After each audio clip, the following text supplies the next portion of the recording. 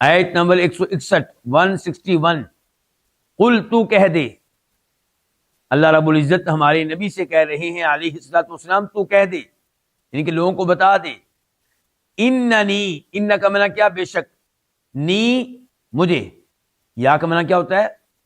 مجھے، ہدا اس نے مجھے ہدایت دی ہے، نی مجھے، ربی میرے رب نے، تو کہہ دے کہ بے شک مجھے میرے رب نے ہدایت دی ہے، الی صراط مستقیم، سیدھے راستے کی طرف، دینًا قیما، یعنی کہ سیدھا راستہ، مضبوط راستہ، دین کا معنی کیا ہوگا؟ دین، قیمن نہایت قائم، نہایت مضبوط، نہایت سیدھا دین، دینًا قیما، یہاں پہ آپ کہہ سکتے ہیں کہ یعنی کہ صراط مستقیم سے مراد کیا ہے؟ سیدھا دین۔ اور آپ یہاں پہ یہ بھی کہہ سکتے ہیں کہ یہاں پہ فعل مقدر ہے، پوشیدہ ہے، کہ الزمو، تم چمٹے رہو، لازم پکڑ لو کس کو؟ سیدھے دین کو۔ ملت ابراہیم، ملت یہ بدل ہے دین سے، یعنی کہ ابراہیم کی ملت کو، ابراہیم علیہ السلام کے دین کو، حنیفہ، یہ ابراہیم سے حال ہے، اس حال میں کہ وہ یکسو تھے، یعنی کہ ایک راستے پہ تھے، ایک دین کے اوپر تھے، توحید کے اوپر تھے، دائیں بائیں ہونے والے نہیں تھے۔ وما کان من المشرکین، اور وہ نہیں تھا، ما نہیں، کانا وہ تھا، من المشرکین، مشرکین میں سے۔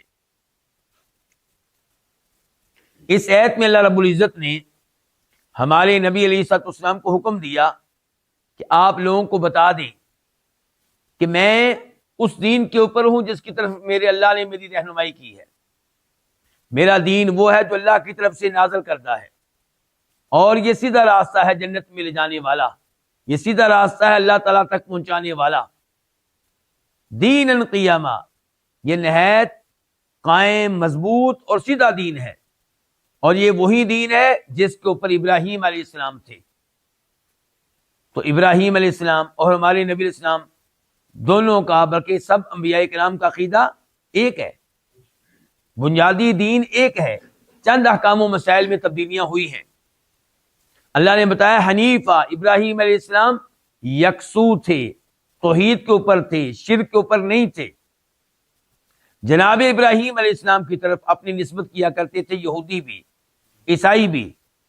اللہ تعالی نے وعدے کیا کہ اگر تم نسبت کرتے ہو ابراہیم علیہ السلام کی طرف تو تمہیں معلوم ہونا چاہیے ابراہیم علیہ السلام کا دین کیا تھا۔ ان کا دین دین توحید تھا، دین شرک نہیں تھا۔ وما کان من المشرکین، وہ اللہ تعالیٰ کے ساتھ اوروں کو قطعاً شریک نہیں کرتے تھے۔